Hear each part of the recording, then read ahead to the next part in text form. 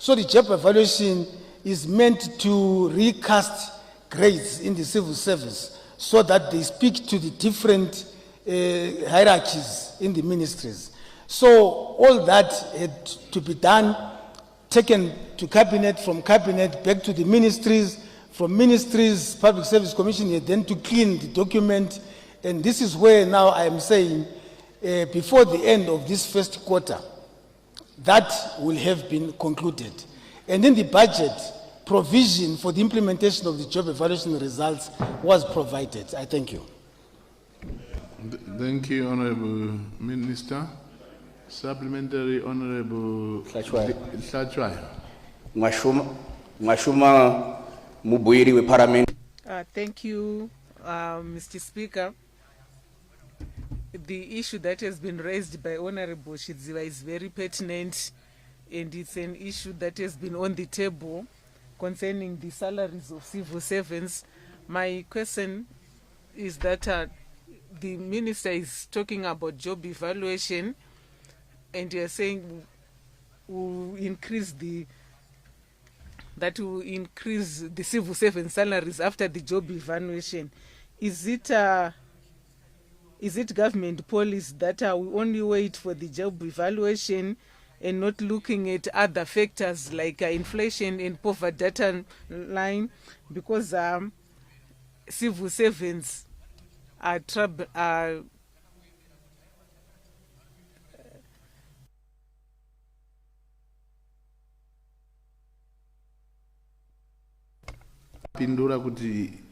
I think the minister had said that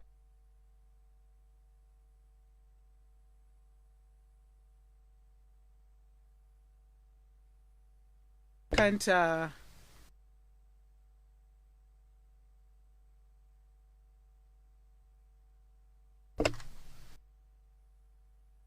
with this issue is expecting quota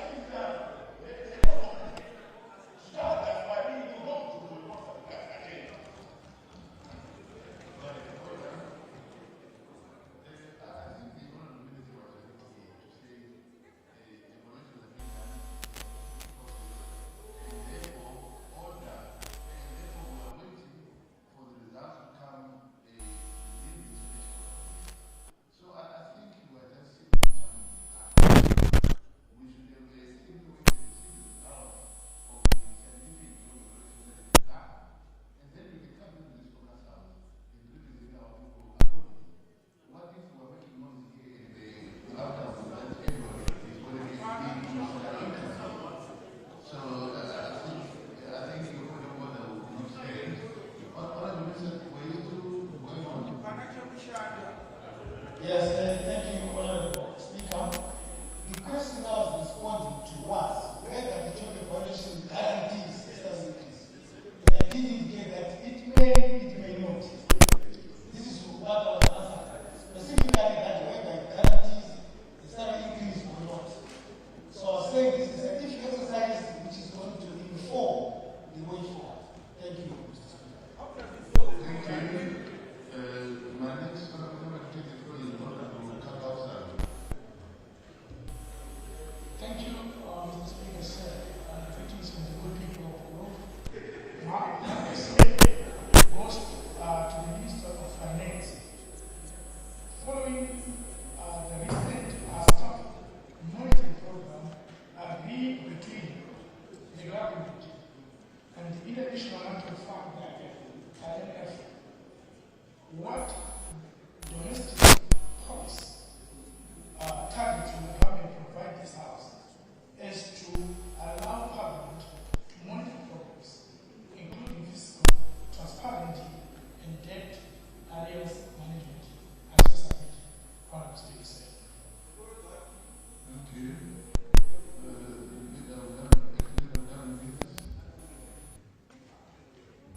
Thank you, Mr. Speaker.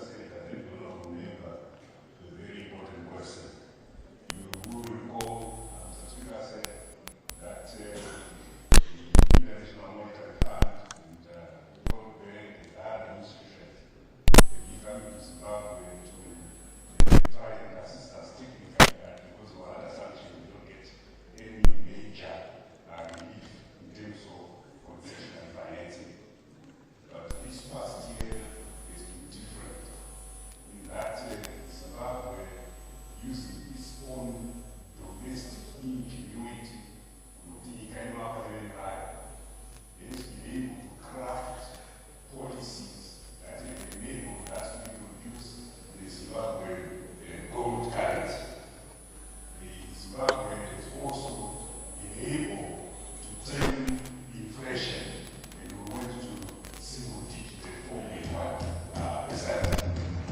So the economy of the country is growing ahead of many of sub-Saharan economies. In fact, Zimbabwe is ranked among the top 20 countries in terms of growth in 2025.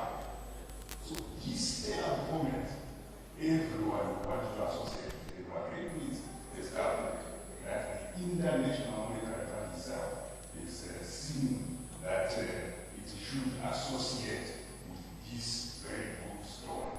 And it is in this context that both the Reserve Bank of Zimbabwe and the Minister of Finance, Economic Development, Investment and Promotion, saw it fit to agree a staff monitoring program largely based on our macroeconomic policies and parameters. And the minister responsible will, in terms of the law, Public Finance Management Act, avail all the necessary information to enable this organized house to have the necessary oversight functions. Thank you, Mr. Speaker. Thank you, Honorable Minister. Supplementary, Honorable Kakausa. Thank you, Honorable Speaker, sir. For that, honorable members, please do not forget that we just end up switch off your mic. Switch off your mic, honorable minister. Switch off your mic, please. And take your seat.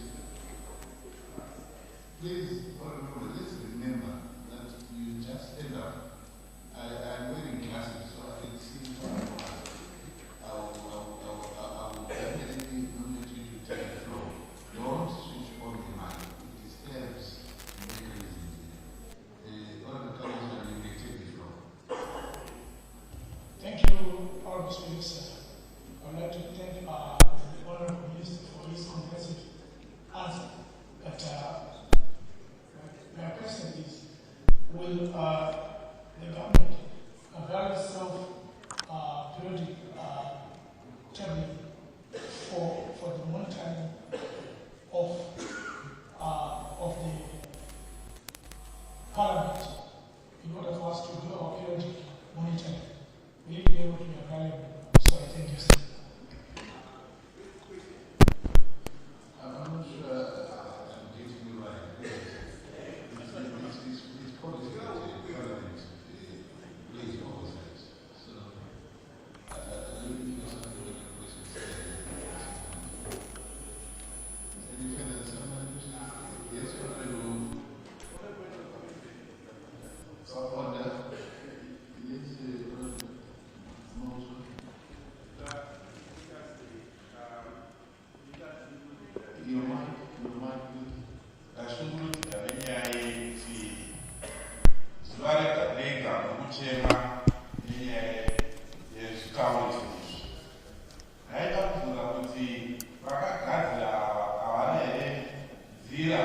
affected by the fact that every day you are complaining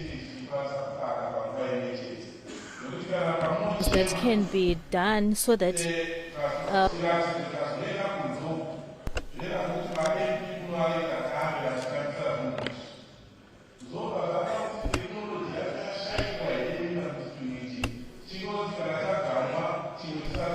are there any means of so that when the mic is pressed, the person will be able to speak without any disturbances? This mic was created in a way that once it's pressed, everyone can use it. But people must know that if they are not nominated, they are not allowed to press the mic. Only that.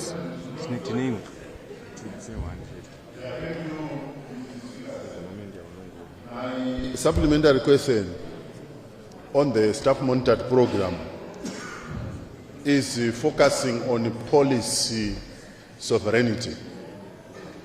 Mr. Speaker, I'm sure you are aware that we managed to be where we are today without IMF. IMF failed to assist us. Order, Honorable Chidua. Order. I think for progress' sake, I realize the leader of government business in the House, but for this particular question, because it's supplementary, will allow Honorable Masuga to finish it off before the leader of government business takes over. So, Honorable Masuga, you may pay attention so to respond accordingly. You may go ahead, Honorable Chidua. Thank you, Mr. Speaker, sir. I was saying my focus on the supplementary question is on policy sovereignty. For the past 20 or so years, we have been on our own. IMF was not in a position to assist us, and most of the cases they said because we were not owing them anything.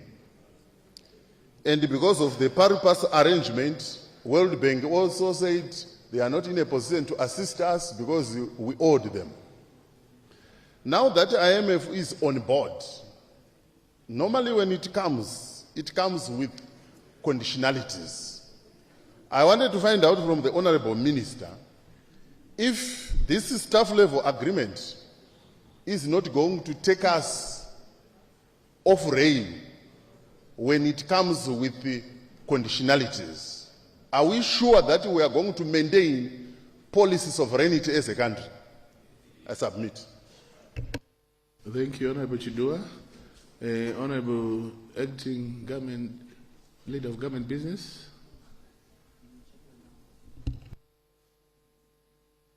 Thank you, Mr. Speaker. I thank the Honourable Member for the supplementary question.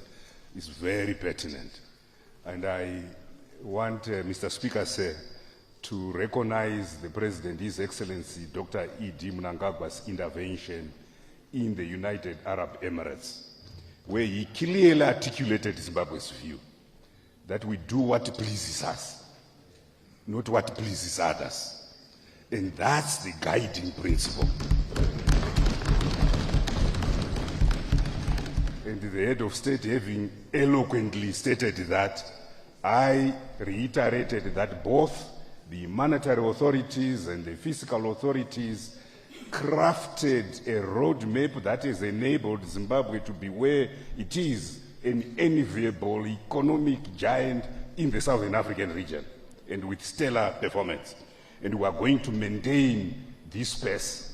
And the IMF has come to associate with good things, with the good performance that Zimbabwe has displayed. And this is on our terms and conditions, and may I urge this august House, as it plays its oversight role, to ensure that this policy sovereignty is preserved. Thank you, Mr. Speaker.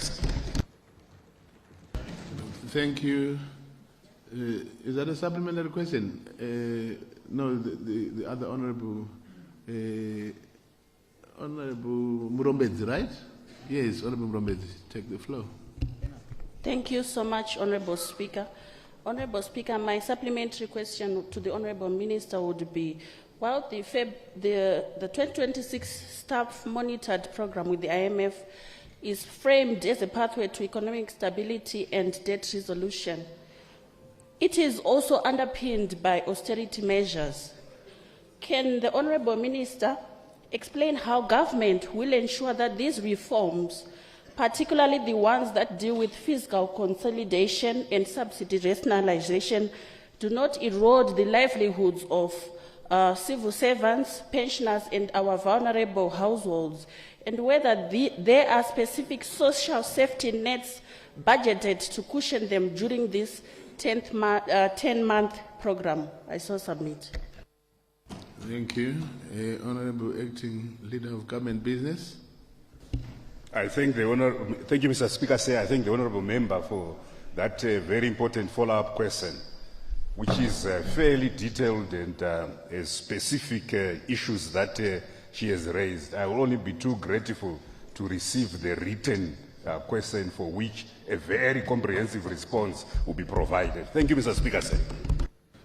Thank you very much, Honourable Acting Leader of Government Business. Honourable Mrombedzi, I think you are guided accordingly. It's a pertinent question, so if you can favour the Ministry with a written submission so that they respond accordingly.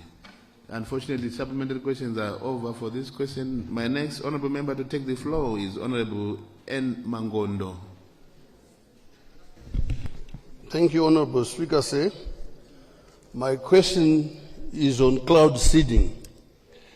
I wanted to know the government position on cloud seeding, given the fact that we've had erratic rains, especially in February, and farmers are worried, especially with those who have got late planted crops. Thank you. Thank you, Honourable Mangondo. The Honourable Minister of Agriculture, this falls under you, right? Thank you, Mr. Speaker. This falls under the Minister of Environment, Climate and Wildlife, but in my capacity as chairman of the Interministerial Committee on Cloud Seeding, I can update the House with your concurrence, Mr. Speaker. Yes, you may go ahead. The government and cabinet put together an interministerial committee to coordinate the activities of government and all players wishing to participate in cloud seeding. And in our series of meetings, we identified the actors, those that have platforms or aeroplanes, to be able to undertake the work, primarily in the private sector and within government, defense forces and READER. The cloud seeding, the arsenal in terms of the silver iodide is available. We had a meeting yesterday with the Minister of Environment and the Director Meteorological Services Department to get an update on cloud seeding. And they said from today, 11 a.m. every day, they will sit and be able to utilize the current cloud band to seed in areas where we have not received sufficient rainfall.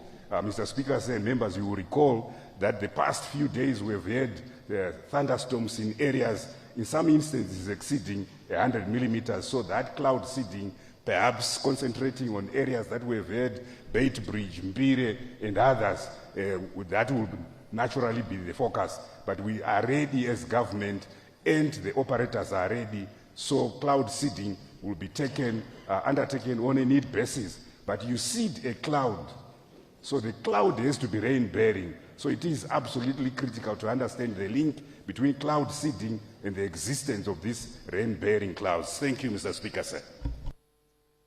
Thank you very much, Honourable Minister. I don't see any supplementary questions. My next honourable member to take the floor is Honourable N. Gumede.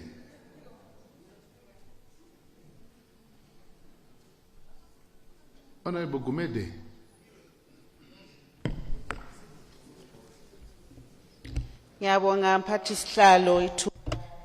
Thank you, Mr. Speaker, for the opportunity awarded to me.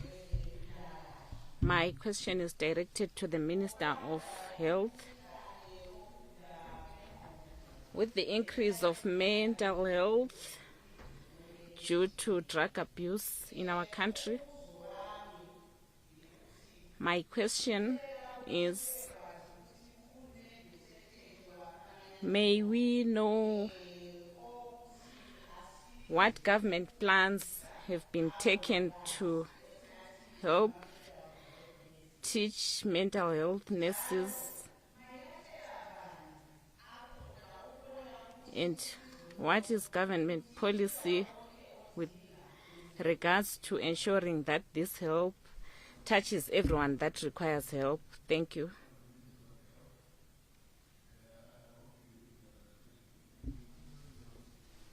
Late. The honourable member basically wants to know what government policy is on the educating of mental health nurses in regards to the drug and substance abuse. And omunye umbuzo utheni mama? Honourable Gumede, ungawuphinda futhi omunye? Honorable Kumete, can you repeat the other question?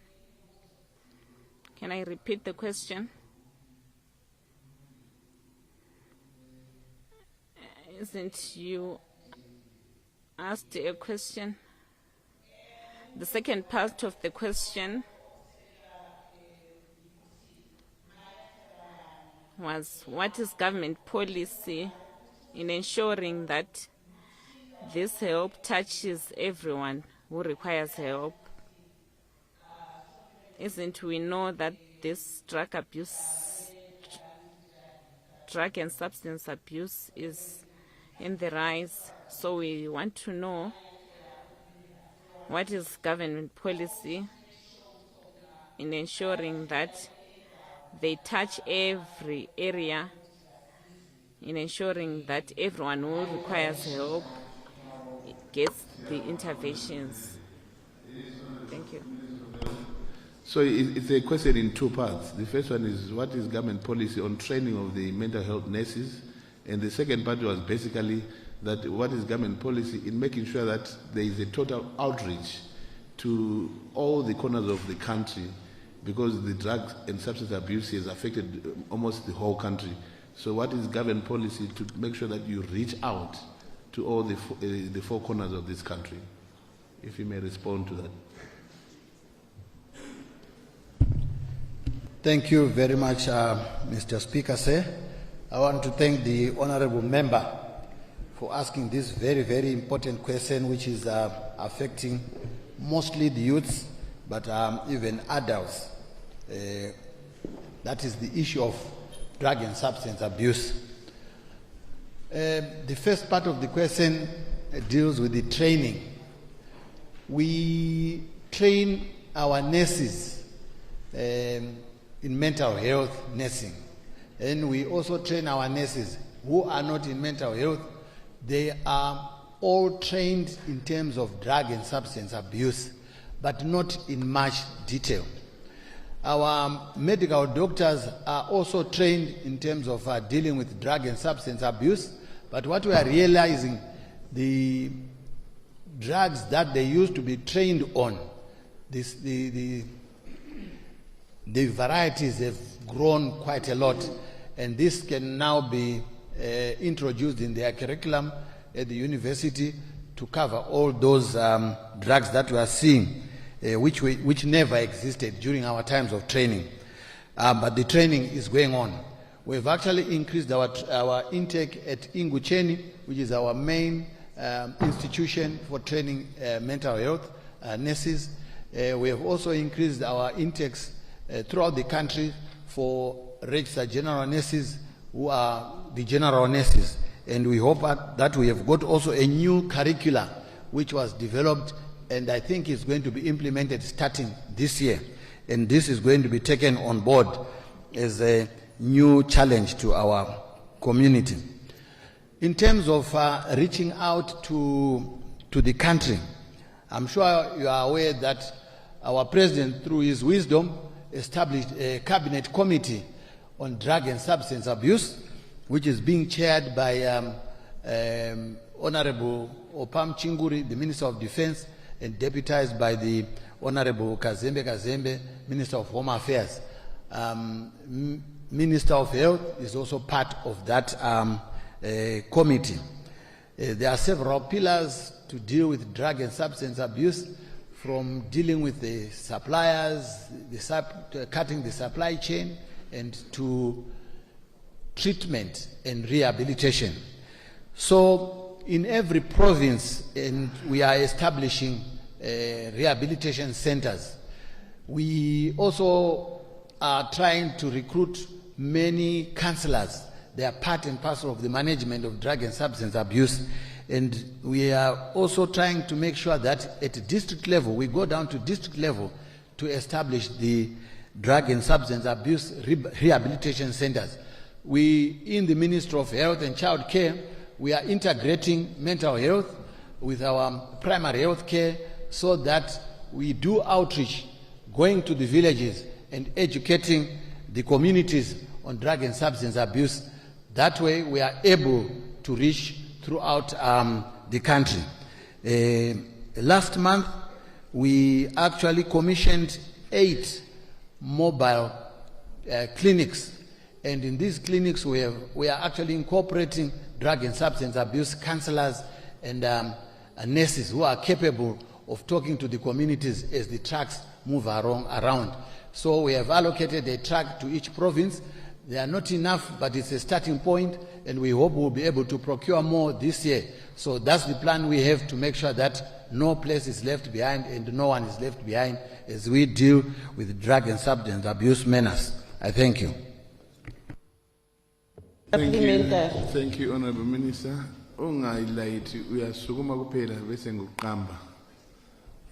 Don't press your mic, you just stand up and I'll nominate you. You can continue, ma'am. To make a follow-up question to say, how is government measuring the effectiveness of its drug and substance abuse policy? And I would also probably love to hear about whether there is any show of reductions in terms of drug-related admissions, or at least if there is improved, if there are outcomes that indicate the improvement in terms of recovery. How is government actually able to say that the policy which is currently in place is effective? Thank you. Thank you, Honorable Gumede. Your question is really about statistics, so I'm not sure if the Minister would want to indulge you, because I would prefer, because it's a very pertinent issue, because it tells us on the turnaround of this whole process of drug and substance abuse. So it would have been good if he had proper figures, but I don't know. Honorable Minister of Health, would you like to indulge it, or you want it to be put in writing? Thank you, Mr. Speaker, sir. It will be good if it's put in writing, but let me just say the Drug and Substance Abuse Cabinet Committee receives reports from Home Affairs of cases that they have picked up. At this stage, it is too early to say whether we are on top of the situation or not, because we are still in the process of establishing our rehabilitation centers, because those we have at the moment are not enough. They are oversubscribed for. So it will be very difficult for me to give statistics at the moment. I thank you. Thank you, Honorable Minister. Honorable Gumede, I think, could you please indulge us by putting that question in writing, so that this August House can get the proper figures, because it's very important, so that we can measure how the program's success rate is. Honorable Nyabani, supplementary question? Yes, supplementary. Ndafara ne mindro yatawana minister I'm happy by the question that has been given by the minister that he had some plans to make some rehabilitation centers in the districts. But the country would want to know, because if you are to look at it, they are very far. In Rushinga, there is a lot that is going on. Youths are abusing drugs. In remote areas where people do not have access to carry a person to Harare or Bulawayo, won't it be possible for you to use the other districts that we have to make rehabilitation centers there? Because we do not know when exactly are you going to take the program down to the rural areas. Thank you. Minister of Health. Thank you, Chair. I would like to thank the Honorable who asked that good question. Yes, we do not have rehabilitation centers in all the places, as I've mentioned. But what we are doing is that a person who have these challenges are taken to the available hospitals. At the hospitals there, they will assess if there are males, they are taken to the male sector. Each and every hospital have a way of handling these patients. Some of these patients of drug abuse, they may act or misbehave. They may act anyhow or misbehave, but there are drugs which makes them calm. Once they are calm, they are taken to the wards of those hospitals, and they are being taken care of. They are put on medication. If it's time for them to now be taken to rehabilitation centers, they are then transferred to those rehabilitation centers. Other psychiatric units which admit mental patients, some of the places where the patients of drug and substance abuse were taken to, once they are stable, they will be taken to counseling from there. But we do not want to mix people of drug and substance abuse and our mental patients. It does not go on well, because some of them will end up being stressed more. So we are using hospitals, as he rightfully asked, we are using those district hospitals, provincial hospitals, for us to rescue the situation. Thank you. Supplementary. Yes, Honorable. Supplementary. Yes, Honorable, you may. Yes, Honorable Pajila. Thank you, Mr. Speaker. I wish to thank the Minister for the responses that he has given with respect to our management of the mental health programs. My supplementary question relates to government plans to retain our mental health workers, given that the Minister has indicated that we have increased our intakes at our mental health training institutions, which is commendable. But what plans are there to ensure that these mental health workers whom we have trained remain as part of Zimbabwe's mental health workforce without migrating as quickly as they graduate to better working conditions? I thank you.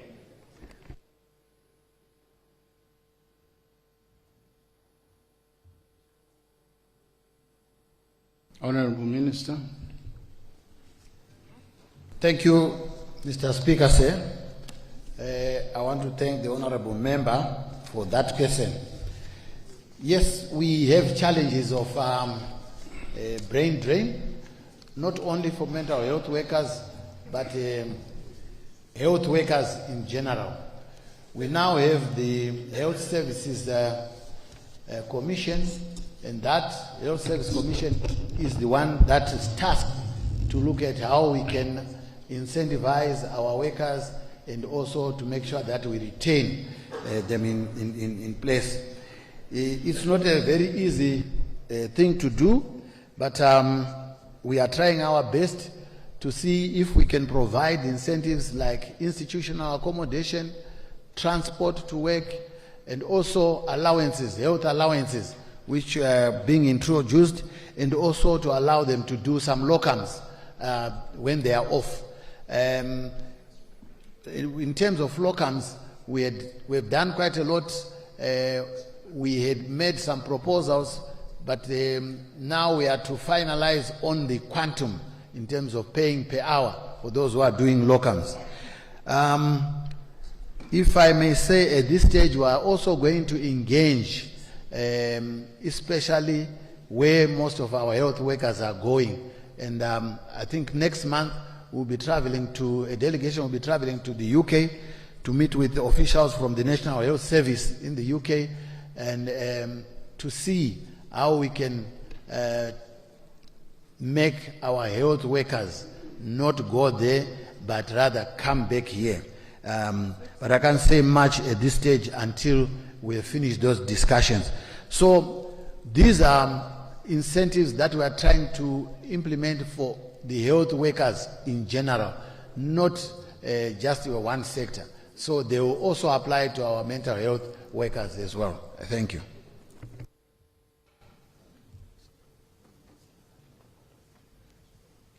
On a point of privilege, supplementary.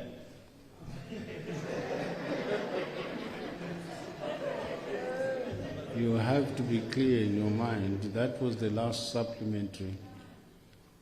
I wanted a point of privilege.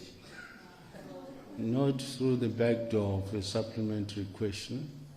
It's not going to be a question, if you can indulge me. What is your point of privilege? Thank you, Mr. Speaker. Just for interest's sake, Mr. Speaker, I wanted to know and understand the impact or the bearing that is being caused by these rehabilitation centers. Are they bearing fruit? Because what I am seeing. You are asking a question now. Please be seated. Thank you. Honorable Mtodi.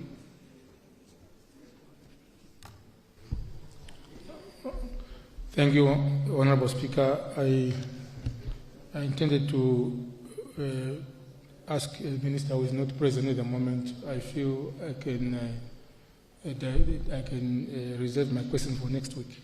No. When the minister is present. You have to respect the position of the leader of government, the business in the House. I think is competent enough to answer questions. Thank you, Honorable Speaker. I will proceed to the Minister of Transport, and in this case, to the leader of government business. Minister, what is your government policy with regards to the distribution of tarred road infrastructure across the country? In view of the government policy to not leave any place and no one behind, would the minister inform this August House what he intends to do with constituencies without an inch of tarred road at all? In your answer, Minister, I would expect you I would draw your attention you to don't proceed. You don't proceed to explain your question. Yeah, I just wanted to give the typical.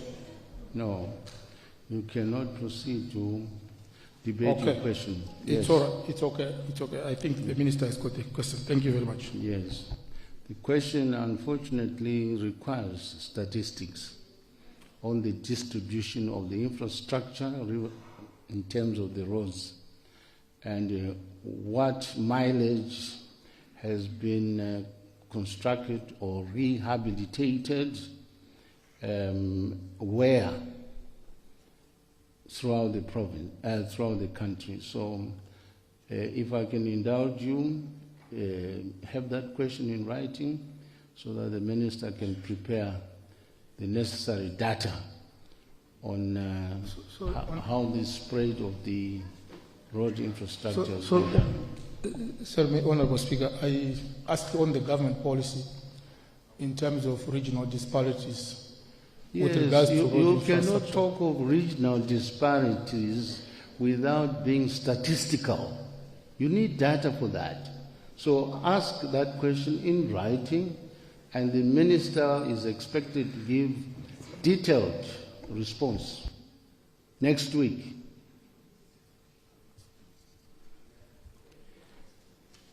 Honorable Masuku. Ngiyabonga. Thank you, Mr. Speaker. My question is directed to the Minister of Health.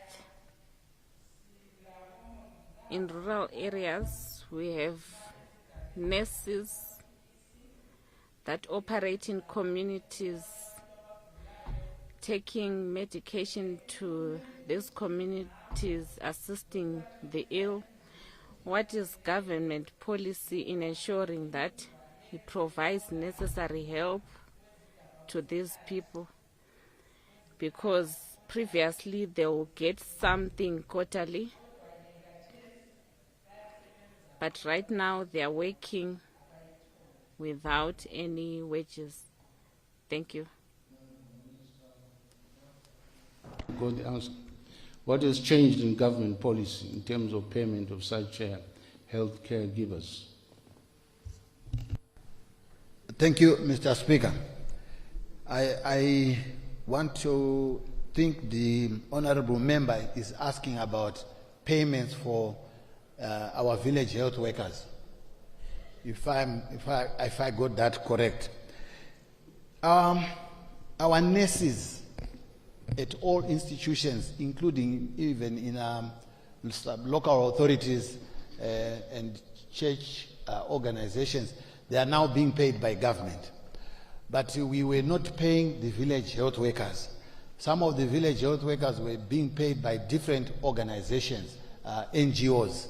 And last year, we had an agreement with Ministry of Finance that we should take responsibility for all health workers, including the village health workers. And we came up with a number that we should take on board every year.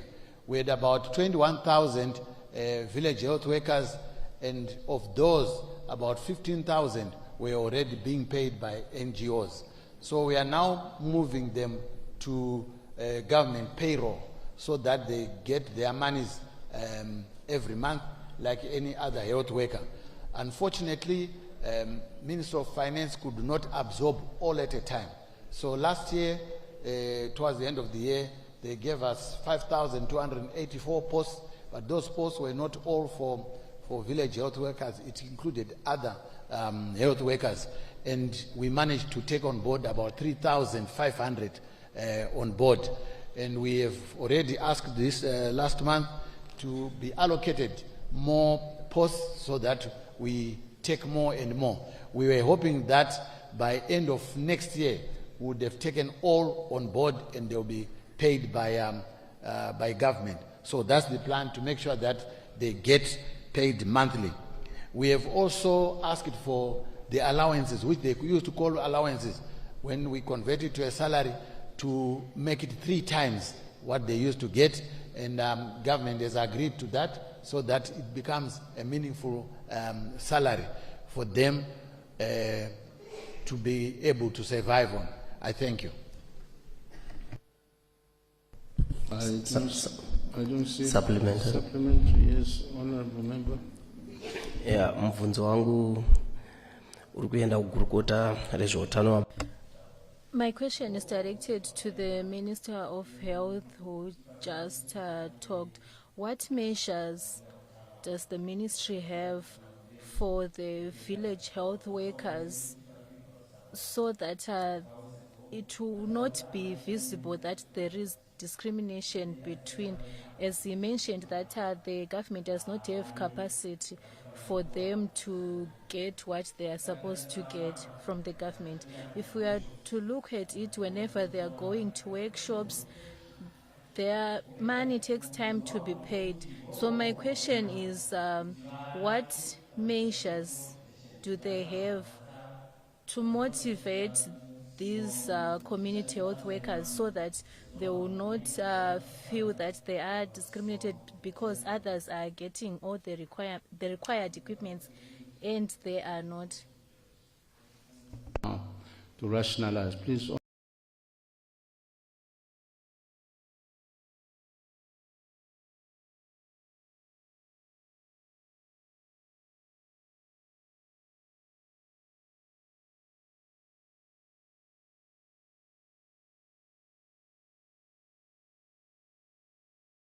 asked for more posts.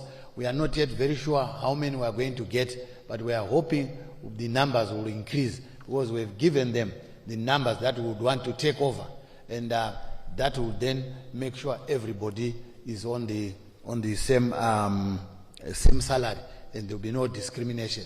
In terms of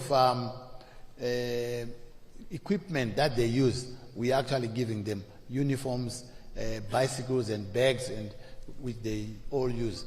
There is no discrimination there. We are only dealing with allowances that we want to take over. The other NGOs are still paying them. It's not that they are not getting anything at all. Those who are still being paid are receiving, but the money is lower than what we have recommended to government. So work is in progress, Mr. Speaker, sir. Thank you very much. I don't see any further supplementary question. Honorable Makuvire. Honorable Makuvire. Thank you, Mr. Speaker, sir. My question is directed to Honorable Minister of Home Affairs and National Heritage. Large quantities of drugs continue to be intercepted in the country. By the look of things, these drugs are originating from outside the country. In light of our fight against drugs and substance abuse, what practical measures are being taken to strengthen the border governance and security? Thank you. The Honorable Minister is here. Home Affairs? No.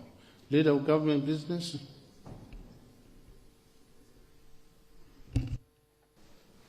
Thank you, Mr. Speaker. Sir, I want to thank the Honourable Member for the question. Part of the question, Mr. Speaker, was answered by the Minister of Health when he was responding earlier on measures that the government is doing. The government having set up an interministerial committee headed by the Minister of Defence, deputized by the Minister of Home Affairs. The major challenge that we have is because of the nature of our borders. They are porous, but we are trying to procure drones to intensify our monitoring mechanisms around the borders so that we can curb the demand side where people will be bringing in drugs from other countries.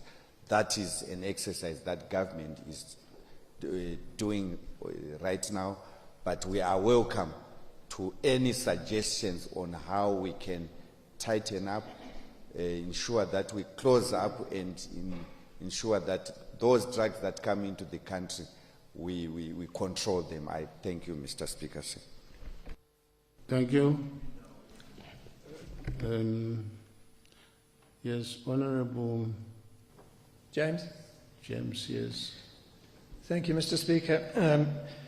My query is there any progress on cutting the supply chain? You're asking for assistance and everything, but is there any progress? Are any of these peddlers caught and interrogated as to where they're getting it, working backwards? Could this House be appraised of some progress that the Ministry is having with these peddlers? Thank you.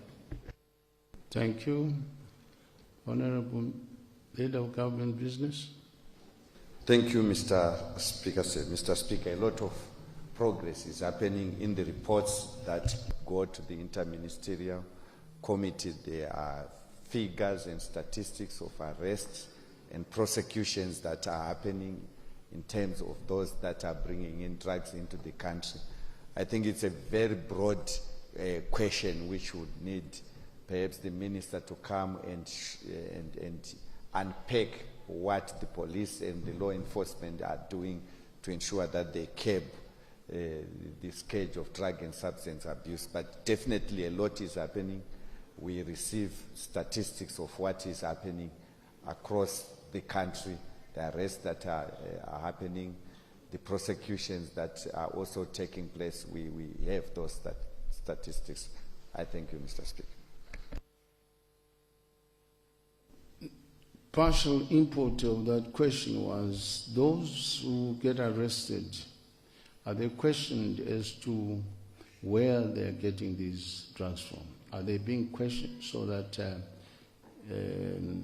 one can nip the bud?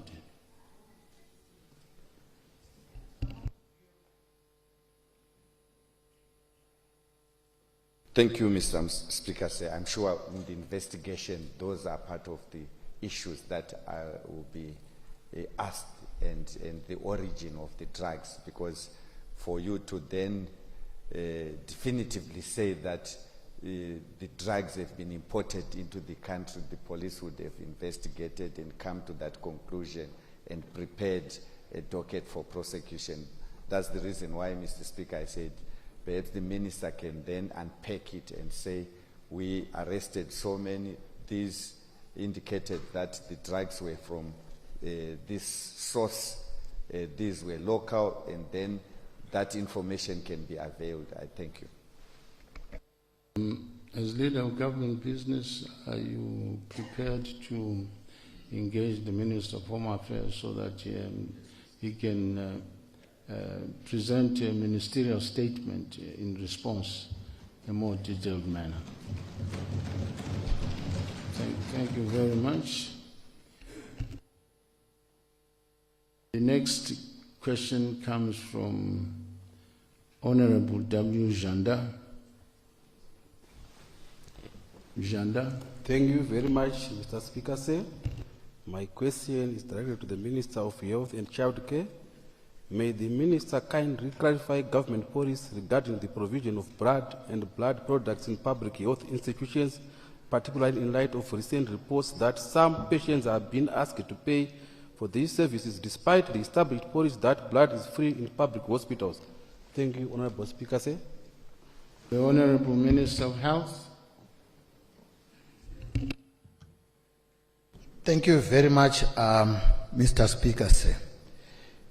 I want to thank Honorable Janda for that very important question. Blood and blood products are very crucial in management of patients, and we take it as a very, very important commodity which should be available all the time. There was a system that was established that each hospital gets some coupons, and those coupons are then used for procurement of blood and blood products from the National Blood Service of Zimbabwe. And then those coupons will then be redeemed through the Ministry of Health and money coming from Treasury. We have had challenges where we get to a stage we owe a lot of money to the National Blood Service to the extent that they will not be able now to go and get blood and process it and provide our hospitals. There will be no money. So we have actually introduced a small fee to say, let the hospitals be able to collect the money and then we pay to the National Blood Services. But we also realized that that system was now being abused. The amount of money that was being charged was very high, and at times the coupon system was also being abused. So we are re-looking at that system, and I will be presenting it to Cabinet very soon for approval. Once approved, then we will we'll be informing you the new position of dealing with blood and blood products. Ideally, we had said there are those who should not buy blood at all, especially pregnant women, because one of the commonest causes of maternal death is postpartum hemorrhage. And at times they are told that there is no blood to transfuse and the woman bleeds to death, which is very unacceptable. So we are re-looking at the system to ensure that everyone will be able to get blood. We are also hoping that when we introduce the National Health Insurance Scheme, that scheme will make sure that no one pays any money as you go into any public health institution, and that the consultation, the test, and the treatment will be free. Therefore, there is no room for abuse of anything. That is my hope, that we will be able to deal with it before the end of this year. I thank you, Mr. Speaker. I don't see any request for a supplementary question. Yes, Honourable Member. Some of the funding that the health ministry comes from donors, like what the minister was saying. From a security perspective, could you provide insight into the detailed security check protocols currently established to assess potential donors prior to the acceptance of their assistance? Repeat your question. Okay, I was saying from a security perspective. You don't say okay. Thank you, Mr. Speaker, for that correction. Noted.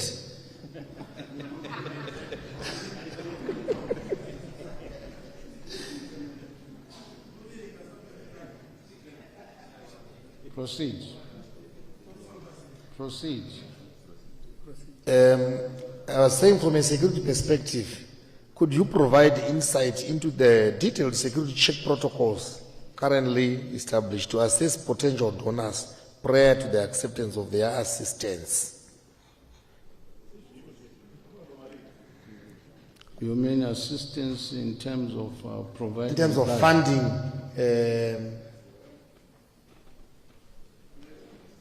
The security of the funding or the supply of the blood? Okay. I was trying to say part of the funds that they use in their ministry comes from donors. Yes. So do they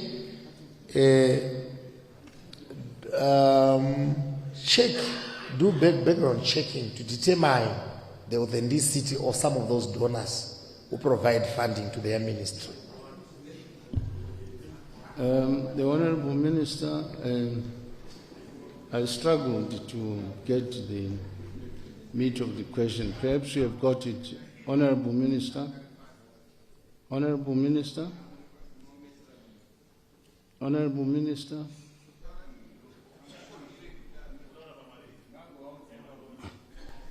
Oh, Mr. Speaker, I thought that was it for health donors or donors in general, because I thought maybe it was donors. So I was thinking is it health? Honourable Member asked the question. Can you